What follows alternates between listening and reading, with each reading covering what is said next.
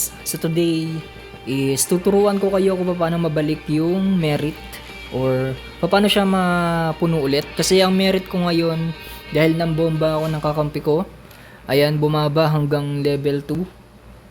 So hindi ako makalaro. Hindi ako makalaro na may kakampi. So napaka basic lang, punta lang kayo sa settings. Ayan, para mabalik.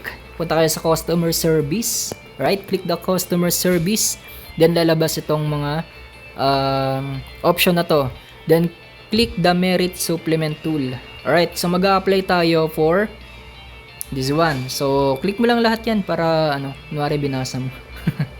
Then tada, wait tayo ng 10 minutes. Tingnan. Ayun, okay na, good na tayo. So yun lang, maraming salamat. Sa mga hindi pa nagpa-follow guys, follow me. Subscribe. Maraming salamat. Zeren Zier. Peace out.